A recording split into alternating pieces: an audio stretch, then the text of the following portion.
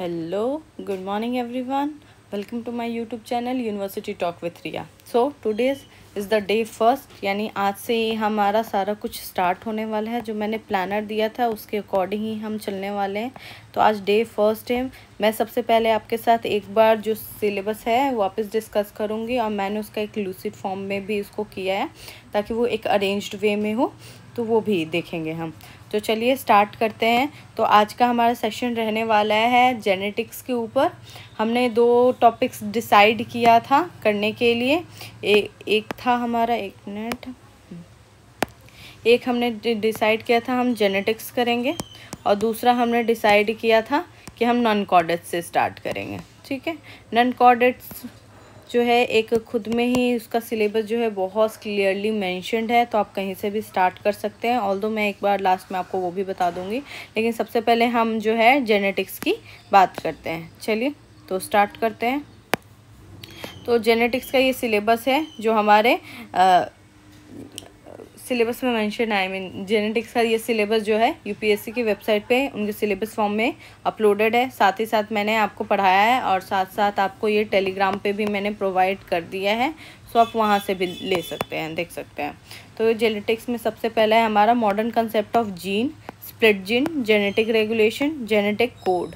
ठीक है, सेकंड हमारा टॉपिक हमें पढ़ना है सेक्स क्रोमोसोम, उसके एवोल्यूशन, सेक्स डिटर्मिनेशन, ड्रोसोफिला और मैन में। ठीक है, थोड़े थोड़े यहाँ पर आपको एग्जांपल रेप्टिलिया वगैरह के भी आपको देखने होंगे, कुछ इंसेक्ट्स के भी देखने होंगे। ठीक है, फिर मेंडल लॉ पढ़ना है हमें, लॉ ऑफ इनहेरिटेंस, इसमें इंडिपेंडेंट असॉर्टमेंट वगैरह भी आप पढ़िएगा, वो सारा लॉ ऑफ सेग्रीगेशन पढ़िएगा। ठीक है, recombination, linkage, multiple alleles, genetic blood group, pedigree analysis, hereditary disease in man. ठीक है, नेक्स्ट है हमारा म्यूटेशन एंड म्यूटाजेनेसिस। फिर हमारा आ जाता है recombinant DNA technology, plasmid, cosmid, artificial chromosome as vector, transgenic, DNA cloning, whole animal cloning, principle and methods, gene regulation and expression in prokaryotics and eukaryotics, यानी प्रोकारियोट और eukaryote के अंदर gene regulation किस तरह से होता है वो पढ़ना है। देखिए, तो थोड़ा प्रोसेस तो इसमें सेम होता है, लेकिन जो एंजाइम्स वगैरह है वो चेंज हो जाते हैं, जो नेम्स वगैरह है वो चेंज हो जाते हैं। सिंगल मॉलिक्यूल पढ़ना है हमें, cell death, defect in signalling pathway, consequences उसके पढ़ने हैं। फिर यहाँ पर कुछ टेक्निक हमें पढ़नी है, RFLP, RAPD, AFLP, application of RFLP in DNA पढ़ना है। ठीक है, फिंगर प्रिंटिंग पढ़नी है, डीएनए फिंगर प्रिंटिंग हम पढ़ेंगे, राइबोसोम टेक्नोलॉजी पढ़नी है, ह्यूमन जीनोम प्रोजेक्ट पढ़ना है, जेनोमिक्स और प्रोटियोमिक्स। अब देखिए, इसको मैंने थोड़ा सीक्वेंस वाइज, क्योंकि ये देखिए बहुत कम्प्लेक्स है। ठीक है, अगर मान लीजिए आप यहाँ पर लिंकेज पढ़ रहे हैं, लिंकेज कहीं पर पढ़ रहे हैं, क्या है लिंकेज मेंशन, यहाँ लिंकेज, इसी के साथ हमें मैपिंग भी इसकी पढ़नी होती है, जो कि यहाँ मेंशन नहीं है, लेकिन एग्जाम में उसके क्वेश्चन डायरेक्ट आ चुके हैं। ठीक है, तो ये देखिए, सबसे पहला है मेंडेलियन जेनेटिक्स। ठीक है, तो मैंने ये जो सिलेबस है वो इस वे में अरेंज किया है कि आप के लिए ये इजी हो। हाँ, जिन लोगों को इसमें भी दिक्कत है वो क्या करेंगे कि जो हमारा सेल बायो में टॉपिक दिया हुआ है, एक मिनट में यहाँ पर बता देती हूँ आपको। सेल बायो जो है हमारा टॉपिक, सेल बायो में हमें क्रोमोसोम पढ़ना है, उसमें डीएनए भी पढ़ना है हमें, डीएनए में उसका स्ट्रक्चर, कंपोजिशन, सारा कुछ हमें पढ़ना है, हेट्रोक्रोमेटिन, क्रोमेटिन, जितना भी है इसके अंदर का सारा कुछ हमें पढ़ना है। यानी न्यूक्लियस भी पढ़िएगा तो उसमें भी आ जाएगा, क्रोमेटिन वगैरह आ जाएगा आपका। साथ में यहीं पर ट्रांसलेशन और ट्रांसक्रिप्शन भी आपका दिया हुआ है, ट्रांसक्रिप्शन एंड ट्रांसलेशन, और साथ ही साथ 2 क्रोमोसोम पॉलीटीन और लैम्ब्रस।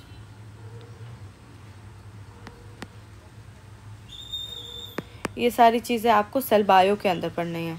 जिनको दिक्कत हो रहा है कि उनको कुछ भी आता ही नहीं है जेनेटिक्स में, क्रोमोसोम क्या होता है, क्रोमोसोम नहीं होता है, मतलब कुछ है भी ऐसा, ये क्या है, ये अगर आपको दिक्कत हो रही है तो आप पहले सेल बायो का ये पोर्शन कर लीजिए। ये पोर्शन ज़्यादा बड़ा नहीं है, ये 1 दिन के अंदर आपका कवर हो जाएगा।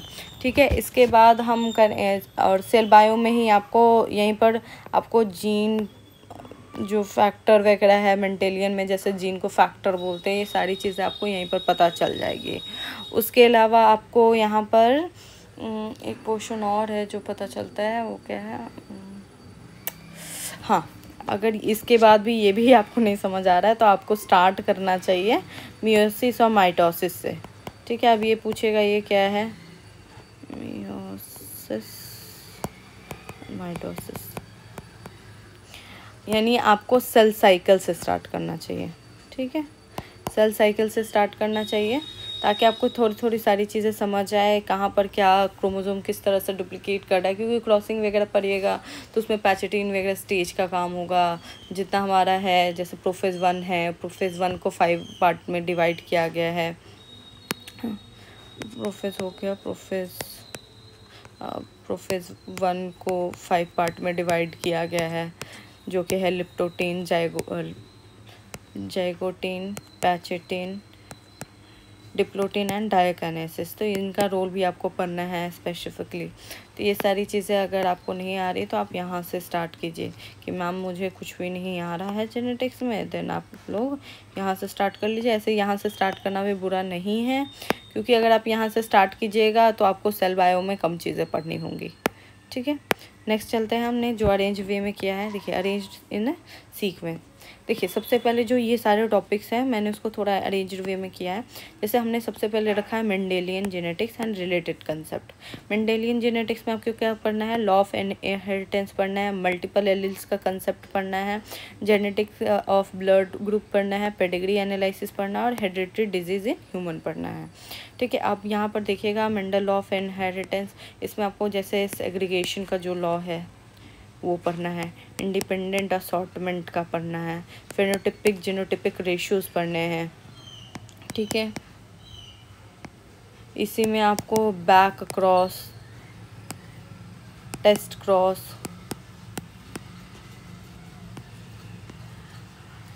प्लॉइडी वगैरह जितना है आपको सब यहीं पर पढ़ना है, प्लियोप्लॉइडी, ये सारी चीज़ें आपको यहीं पर पढ़नी है। तो आप जब लॉ ऑफ इनहेरिटेंस पढ़िएगा तो वहीं से ये कवर हो जाएगा। आपको यहाँ पर भी दिक्कत हो रही है तो आप 12th से स्टार्ट कर सकते हैं। 12th में आपका जो जेनेटिक्स टॉपिक है वो यहीं से है। ठीक है, फिर concept of multiple alleles. Multiple alleles में आपको ABO ब्लड ग्रुपिंग सबसे बेस्ट एग्जाम्पल देखते हैं हम, और कुछ इंसेक्ट्स का भी यहाँ पर मल्टीपल एलिल, जो जैसे ड्रोसोफिला के आइज़ के कलर का होता है, आइस का कलर है ना, रेड, येलो, ये सारा। फिर जेनेटिक्स ऑफ ब्लड ग्रुप, यहाँ पे स्पेसिफिकली आपको ब्लड ग्रुपिंग के बारे में पढ़ना है, IA, IB, IAB, ये है। ठीक है, फिर पेडिग्री एनालिसिस है, किस तरह से डिजीज़ेस पास होती हैं। ठीक है, तो ये हम मान लीजिए ये मेल है, ये मान लीजिए फीमेल है, ये मेल है, तो ये दोनों का क्रॉस होगा, फिर वो जो बच्चे आएंगे वो किस तरह से होंगे। ठीक है, इसमें आपको माइटोकॉन्ड्रियल डिजीज़ के बारे में भी पढ़ना है और कुछ स्पेसिफिक चीज़ों के बारे में पढ़ना है। अब देखिए हेरिडिटरी डिजीज़ेस हैं, तो हेरिडिटरी डिजीज़ में आप जैसे हेमोफीलिया हो गया, सिकल सेल अनीमिया हो गया,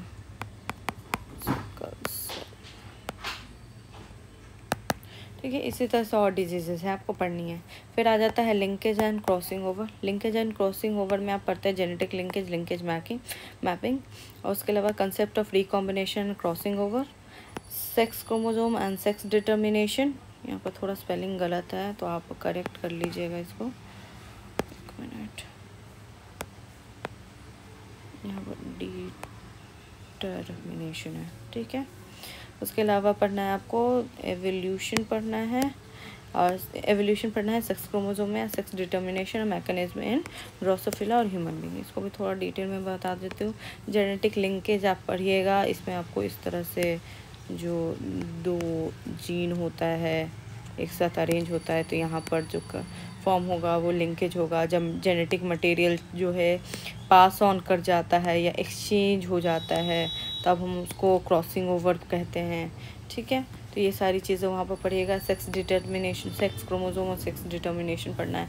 इसमें आप पढ़िएगा कि जीन के बेसिस पे किस तरह से होता है, उसके अलावा क्रोमोसोम के बेसिस पे किस तरह से हो रहा है, नंबर वगैरह इसमें XO प्लस XX, इस तरह से सारी चीज़ें आप पढ़िएगा, ठीक है। क्योंकि ह्यूमंस में तो X और प्लस हम लोग XY का देखते हैं कि ये दोनों मेट किए तो XY हो गया तो ये मेल होगा, अगर यही XX हो गया तो हमारी फीमेल होगी, यही हम देखते हैं ना। तो ये चीज़ हो गया, इसी चीज़ को हमें पढ़ना है अच्छे से डिटेल में। फिर हमने पढ़ना है म्यूटेशन। म्यूटेशन में हमें पढ़ना है concept of mutation, process of mutagenesis, ये दोनों चीज़ें पढ़नी है। फिर हमें पढ़ना है मॉडर्न कंसेप्ट ऑफ जेनेटिक्स, ठीक है। मॉडर्न कंसेप्ट ऑफ जीन क्या है, उसके अलावा कंसेप्ट ऑफ स्प्लिट जीन क्या होता है। यहाँ पर भी थोड़ा सा मिस्टेक है, जीन थोड़ा सा टाइपिंग एरर हो जाता है, तो उसको माफ़ कर दीजिएगा मुझे इस चीज़ के लिए, ठीक है। फिर जेनेटिक एक्सप्रेशन एंड रेगुलेशन हमें पढ़ना है, जिसमें हमें सबसे पहले genetic regulation, transcription, RNA processing, genetic code, translation, gene regulation and expression in prokaryote, gene regulation and expression in eukaryote. अब देखिए यहाँ पर जो ट्रांसक्रिप्शन और ट्रांसलेशन है ये आपका सेल बायो में दिया हुआ है मेंशन स्पेसिफिकली, लेकिन हम यहाँ पर भी इसको कवर करेंगे ताकि हमें दिक्कत ना हो। फिर यहाँ पर आ जाता है, यहाँ पर देखिए यहाँ पर फिर एरर है, क्या करूँ, चलिए वाइट से थोड़ा कवर अप कर देती हूँ, ठीक है। यहाँ पर होगा जेनेमिक technology and sorry recombinant DNA and, एक मिनट रुकिएगा, जस्ट अ मिनट, यहाँ पर होना चाहिए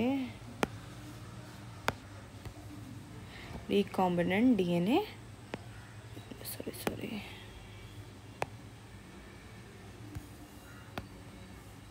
टेक्नोलॉजी, ठीक है। रिकॉम्बिनेंट DNA टेक्नोलॉजी यहाँ पर करना है हमें। यहाँ पर हमें करना है concept and use of plasmids, cosmid, concept of artificial chromosome as vector, ठीक है। फिर है आपको पढ़ना है ट्रांसजेनिक ऑर्गेनिज्म, फिर है principle and method of DNA cloning, whole animal cloning, ठीक है। मैंने यहाँ पे N को R ले लिया है बार बार। चलिए, जेनेमिक टेक्नोलॉजी एंड देयर एप्लीकेशंस आपको करने हैं नेक्स्ट हमें। उसके अलावा देखिए इसमें जो टेक्निक्स मैंने बुलाया था, जैसे यहाँ पर मेंशन है आपका RFLP, restriction fragmented length polymorphism होगा यहाँ पर।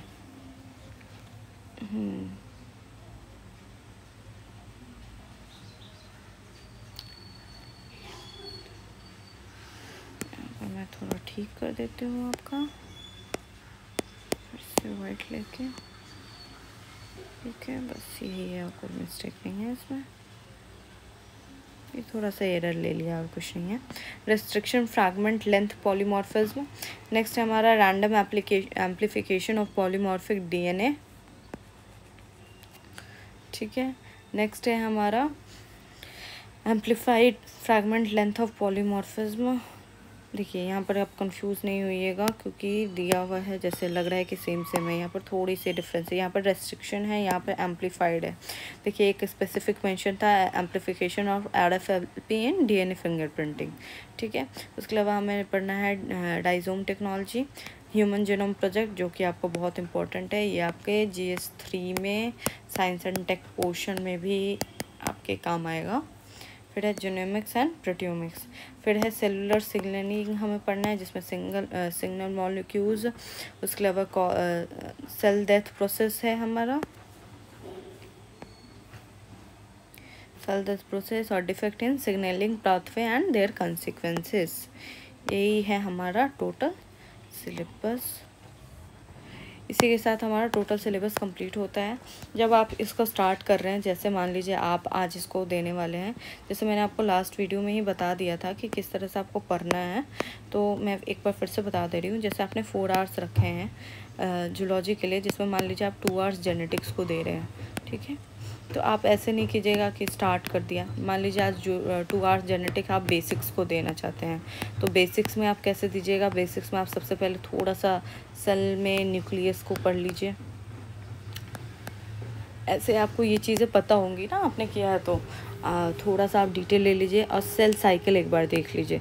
सेल साइकिल देख लेने से क्या होता है कि हमारे माइंड में एक ग्लिम्स बन जाता है कि हमें कैसे क्या किस तरह से हो रहा है।